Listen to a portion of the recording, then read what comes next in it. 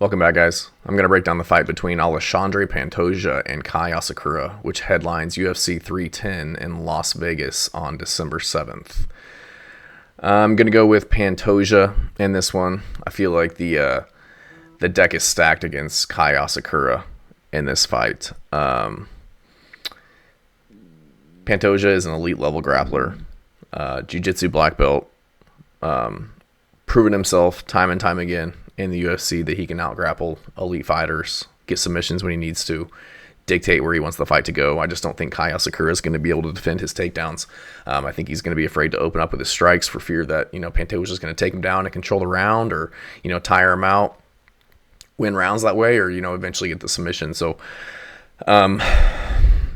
he has a striker's chance. I think in a pure striking game, he's a better striker than Pantoja. But Pantoja's no slouch either. Dude's got power on the feet. He has knockouts. He's shown to be a formidable opponent on the feet against a lot of these other guys with great striking. Very defensively sound. You don't see him getting hurt a lot. I don't see Kai Asakura hurting him. Pantoja's never been dropped in his UFC career. So I just don't think he has much to worry about in terms of... I mean, he does, but I feel like he's a good enough striker, and he's going to keep Kai Asakura guessing that Kai Asakura is going to be afraid to really open up anything. Kai Asakura, a lot of his wins do come by way of kicks to a grounded opponent, soccer kicks, knees to a grounded opponent. Those tools won't be available in the UFC rule set. So a lot of his devastating strikes that we see over in Ryzen, he won't be able to use those over in the UFC. So definitely something that... to keep an eye on. If he does get to the ground, he's going to have to just work his way back up to the feet because he's not going to be able to soccer kick. He's not going to be able to reverse and do anything like that. And he sure shit isn't going to out-grapple Pantoja.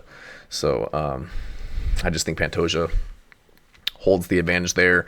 I think he's got the better resume in MMA. He's been fighting the better guys in the UFC.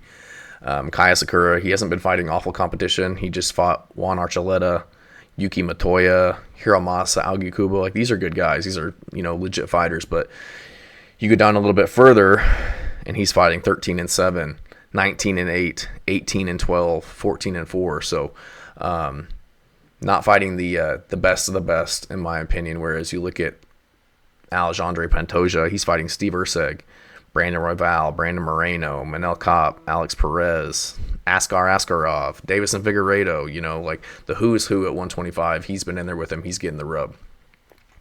Another thing to call out, he's been going 5 rounds at a championship level for several years now. His last 3 fights, 5-round decisions against, again, top level competition. He's used to pushing that high level pace that you see at 125, mixing up his striking, shooting takedowns, scrambling. 125 is a very high level, high pace division, and he's used to doing that at 5 rounds. Kai Asakura, never gone 5 rounds. A lot of his fights are ending, first round, second round finish. Gone to a decision a few times. Last decision that he went to, he lost. He lost to Hiromasa Augikubo, was out-grappled in that fight. And I think that Pantoja is a much better grappler than Augikubo. So concerning that he's never gone 5 rounds. Will he be able to? Will he be able to go 5 rounds against probably the best fighter he's ever fought in Pantoja? And on top of that, he's used to fighting at 135 in Rise, and he'll be dropping down to 125 in this one. Hasn't fought at 125 since 2017. So do you trust him to be able to push 5 rounds, which he's never done before, at a weight class that is 10 pounds below where he's used to fighting? That's a lot to ask of a guy making his debut in the UFC. A lot of pressure on him. Got a whole country behind him, trying to represent for the Ryzen organization. I just feel like that's a lot to put on a guy going into the UFC in his first fight. Not as good of a grappler, fighting a guy who doesn't really get hurt on the feet, fighting a guy who's been fighting absolute killers his entire career, who's fought better guys, who's used to the UFC rule set and how to, implement that into his game plan. Gone 5 rounds, better all around, can nullify what you do best and can really expose what you're not good at. So I I just don't see a path to victory for Kai Asakura in this one other than, a puncher's chance. And I just don't see him catching Alexandre Pantoja. I see him, if he does commit to his strikes, I see him opening himself up for a takedown, which is going to end up being a bad night for him once Pantoja gets a hold of him. If he does hurt Pantoja, goes to the ground, I see Pantoja being able to stay safe, get his wits back about him, ride out the round, or reverse him and sweep him and get up on top of him. So I just don't really see a path to victory here for Kai Asakura. Super exciting guy, great pickup by the UFC, but I just think Pantoja is going to be better than him everywhere. Just the better all-around MMA skill set. And I think he wins this one by decision or more than likely submission. So you look at Kai Asakura, he doesn't have a lot of submissions in his career, a few back in the day against lower level competition, but from the information I could pull up on the guy, he's only a blue belt in jiu-jitsu, which is absolutely shocking to me. I thought that was an error.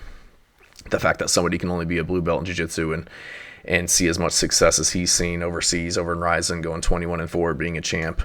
I just think a jiu-jitsu blue belt would just get absolutely destroyed by Pantoja. And that's what I see happening here if it does go to the ground. And not if, but when it'll go to the ground, because I see Pantoja putting that pace on him, getting him into those championship rounds as he has to, and just drowning him, dragging him into the deep water, taking him where he hasn't been before. Asakura is going to be drained from that weight cut, potential adrenaline dump coming into the UFC, huge expectations, fighting the best guy he's ever fought. Doesn't really want to open up with his strikes because he's afraid he's going to get taken down. So I just don't see a very good outcome for him in this one. So I'm going to go Pantoja in this one, submission or unanimous decision. Let me know what you guys think. Thanks.